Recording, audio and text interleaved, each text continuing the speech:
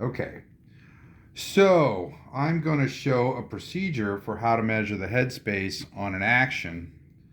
The advantage to being able to measure headspace on any of your actions is that a person like myself with the Urban Rifleman barrels, I can make you a barrel if you know the headspace number.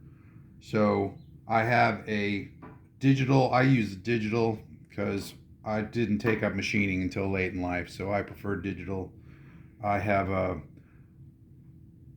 This is an IP54. There's lots of different versions of this digital depth gauge.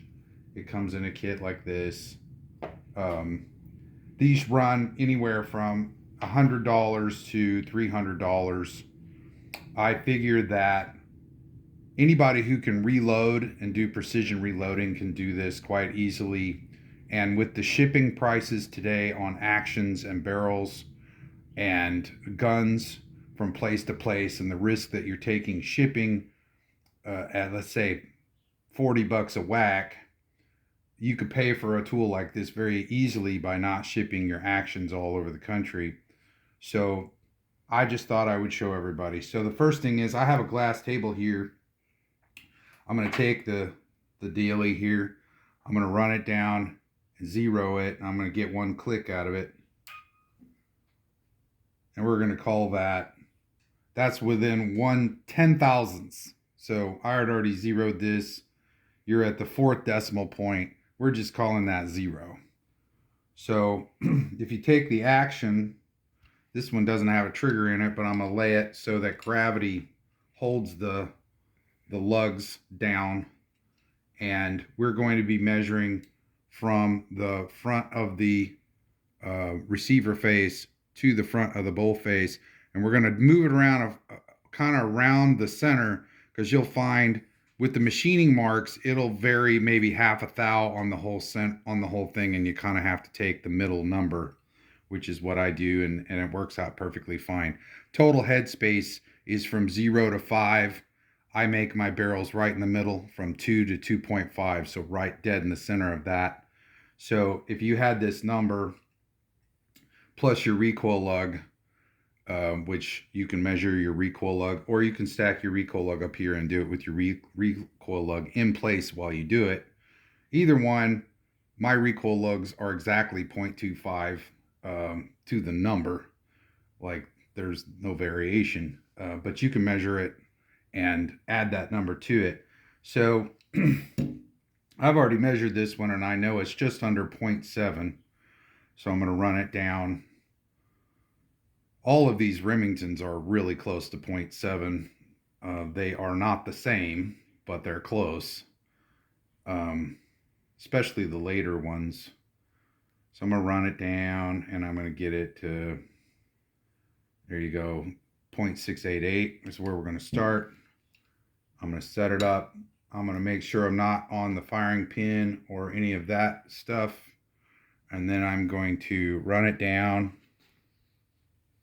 I'm pushing down on this real hard, and I get one click out of it. So that was 0.966. So 60 and a half, 0.96 and a half. I'm going to move it around and back it back out. Go to another spot. About right there. I got the same number, 966. I'm going to move it to the other side of the bolt face.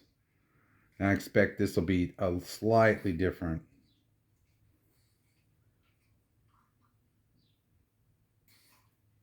Bring it down, and I use that's not right. You got to make sure you're not on, kind of hard to do with one hand. But you can play around with it. It's not rocket surgery here. It's pretty simple. Yeah. So there's 972. So it's about a half thou ish. So I'm going to call this 0.697 is going to be the headspace. We're good.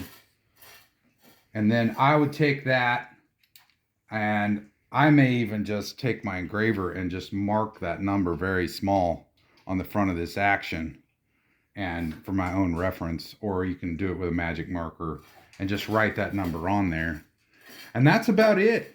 And then once you have that number, you can take a 700 or a Savage or something that doesn't hold headspace, that I can't use the drawing, and you can just measure it and have it for your own use. And if you want to, you can just give me a call and give me the numbers, and I'll go 2.5 thou short of that number, and that will create that gap for your headspace. And that's about it. I mean, honestly, it's one measuring device to do this.